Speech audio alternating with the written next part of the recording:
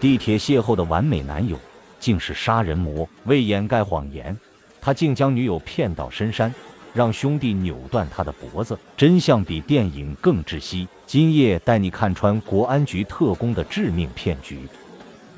李倩月大学就读于江苏经贸职业技术学院空乘专业，据说与男朋友洪桥是在地铁上认识的，而后确定了恋爱关系。但是洪桥这个人性情很古怪，一直不肯对他透露自己的真实身份，只说自己是国安局的秘密特工，其实只是个水弹俱乐部的成员。同时他还有2个死党，曹泽清、张晨光，这2个人也是水弹俱乐部的成员。这2个死党为洪桥之命是从。李倩月于2020年夏毕业，随后便搬到男友洪桥家里同居，期间2人也时常为一些小事争吵过。根据后来的爆料，洪桥也多次动手打过李倩月，而李倩月也曾在洪桥的手机里发现洪桥还与其他女性保持着暧昧关系，2人为此又大吵了一架。此时的洪桥已对李倩月起了杀心，因为他一直活在自己的幻想王国里，不容有任何人敢违逆他的意思。在2020年7月份左右，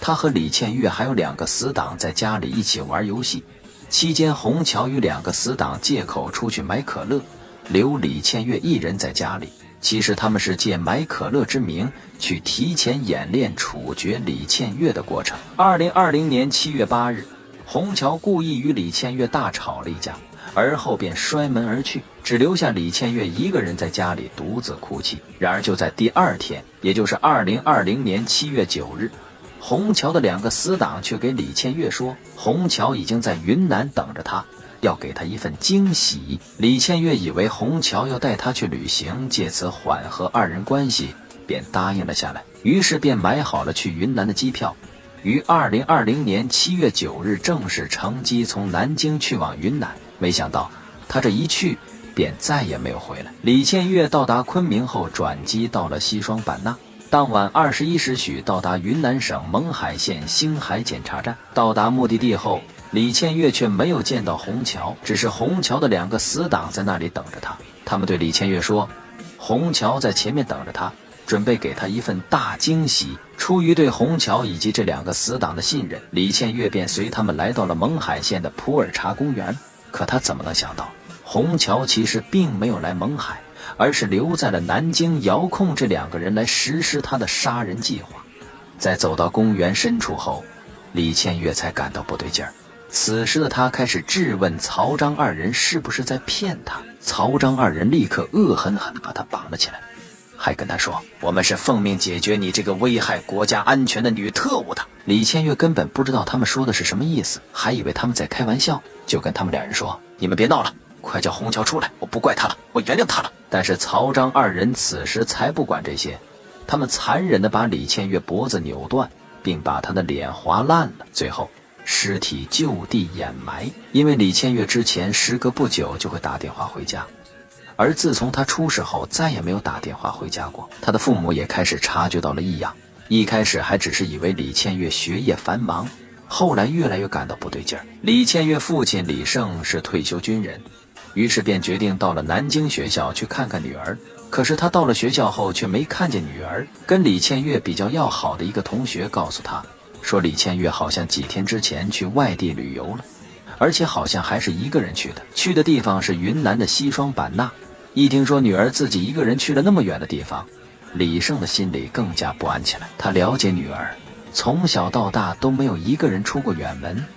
怎么会突然一个人跑去那么远的地方？如果要去，应该也是跟她的男朋友一起去吧。于是李父便想洪桥那里去看一下李倩月，因为李倩月在恋爱期间曾带洪桥见过家长，李父和李母还对洪桥印象不错。没想到洪桥却说之前和李倩月发生了一点矛盾，2个人大吵一架。李倩月随后便赌气回学校去了。期间他也曾去找过李倩月，他的同学说李倩月一个人去云南旅游了。我想月月会不会是一个人去云南散心了？他这样对李父说。同时洪桥还把聊天记录拿给李父看，聊天记录显示的确实都是道歉的信息，但是女儿却没有回复。洪桥的话听着也没有什么可疑的地方，但是对于女儿独自去遥远的云南旅游，而且一直没有跟任何人联系，这些总让李胜觉得女儿很可能是出事了。李胜在南京找不到女儿，就想去云南找，但是云南那么大的地方，自己又该上哪儿去找呢？他左思右想，觉得这个事情非同小可。当时虹桥听说后，很懂事地对李胜说：“叔叔，我也很担心月月，希望警察能够快点把她找到。”直到这时，李父还对虹桥是非常信任的，他当时还很欣慰，感觉自己的女儿找了个好男友。可是当李父看到虹桥面色十分平静，完全没有一点波澜，这时他开始起了一点疑心。正常来说，女朋友不见了的话，男朋友不应该很着急吗？可虹桥为什么情绪这么稳定？而后虹桥便陪同李父一起去警局报了警。南京警方在询问了李倩月的同学和她的男朋友虹桥之后，并没有获得什么有用的信息。于是7月17日，南京警方连夜赶到千里之外的云南，和西双版纳的警察联合，一起在当地展开对李倩月的寻找。他们根据李倩月的身份证遗留信息，对她的出行轨迹进行了锁定追踪。而一直在南京等候消息的李胜也有点坐不住了，他越来越担心女儿的安危，所以最后决定亲自前往云南寻找自己的女儿。7月23日这天，李胜到达了云南。他根据警方提供的信息，自己顶着炎炎烈日步行寻找女儿的踪迹。此时对于这位父亲来说，他唯一的希望就是能够看到女儿平安在世，哪怕走遍整个云南，只要能找到女儿，他也在所不惜。然而警方和李胜都在当地寻找了1周左右，却一直没有李倩月的任何消息。这一回不仅是李胜感觉到了事情的严重性，警方这边也预感到了李倩月可能已经出事了。此时的李父和李母也连忙收拾行李，连夜坐车赶往西双版纳。通过对机场和公路上监控录像的调查，警方得知李倩月最后出现的地点是西双版纳靠近边境的一处公园里面。但此时父母和警方都已经有了不祥的预感，因为监控显示她进了公园就没有再出来过。几天过去了，李倩月很可能已经凶多吉少了。但每当夫妻俩觉得没有希望的时候，虹桥都会耐心地出言安慰。这时的李胜和妻子仍然十分信赖虹桥，他们觉得如果女儿真能平安归来，或许虹桥就是可以托付终身的对象。他们暗自为女儿祈祷着，希望奇迹可以发生。位于西双版纳的普洱茶公园面积十分广阔，植被覆盖率很高，想要在这里找到一个可能被隐藏起来的人并不容易。警方将警力分为2部分，一部分继续在外围调查李倩月的人际关系，主要是案发当天男友虹桥的行动路线，另外一路则留在公园里进行地毯式搜查，希望尽快找到线索。在这段时间，最煎熬的人莫过于李倩月的父母，他们最开始还怀着一线希望，或许第2天女儿就会活蹦乱跳的回来了。没想到在2020年8月4日，云南警方在勐海县普洱茶公园内的一处灌木丛中发现了一具女尸。随后警方做了基因鉴定，结果证明这正是失踪将近1个月的李倩月。当李胜和妻子看到这个场景之后，剧烈的悲伤让夫妻2人当场崩溃，痛哭不已。李父痛定思痛，下定决心一定要对案件追查到底，找出杀害女儿的真凶。在李倩月的尸体被发现的前几天，负责外围调查工作的警察也发现了一个至关重要的线索。此前虹桥曾经一口咬定自己这是第1次来到西双版纳，但经过警方调查，虹桥其实早在5月份便来过西双版纳一趟。不仅如此，虹桥还有2个好兄弟，分别叫张晨光和曹泽清。7月初，他们也一同来到西双版纳。对于这些关键信息，虹桥要么闭口不谈，要么敷衍了事，所以很快便招来了警方的怀疑。于是警方立即对虹桥和张晨光、曹泽清展开更详细的调查。在虹桥和张、曹2人的聊天记录中，警方找到了虹桥阴谋杀人的直接证据。怕警察怀疑，我就不过去了，你俩找个理由把他骗到小树林里面，杀了他，这是虹桥指使朋友杀害李倩月的聊天记录。但令人费解的是，虹桥和李倩月已是相处多年的情侣，究竟是怎样的矛盾能让他对自己曾经心爱的女人痛下杀手呢？在掌握了关键证据后，虹桥及其朋友3人很快便被逮捕。面对审问，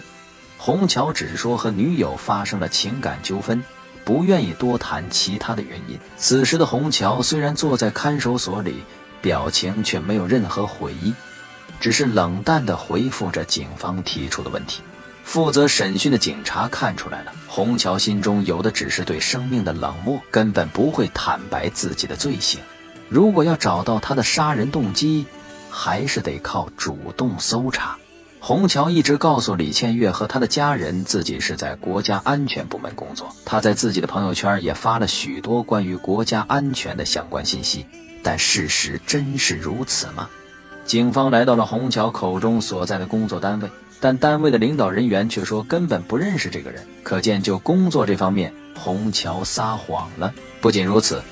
他还告诉李胜夫妻，自己的父亲是南京市法院的法官，但其实虹桥的父亲却是在南京某处处长职务。让这样一个满口谎话的男人在自己女儿身边待着，李胜再回想起来更是后悔不已。他恨自己怎么没有早点发现虹桥的伪装，女儿是那么单纯，自己身为父亲却没能保护好她。案发2个月后，虹桥3人便被公安部门逮捕归案。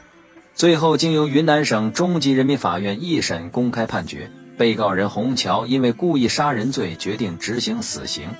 剥夺政治权利终身，并处罚金人民币1万元。但是期间，虹桥因为称自己有精神疾病提起上诉，但被法院依法驳回精神鉴定要求。2022年9月20日，云南省高级人民法院2审公开宣判上诉人虹桥等故意杀人，上诉人虹桥盗窃一案，裁定驳回上诉，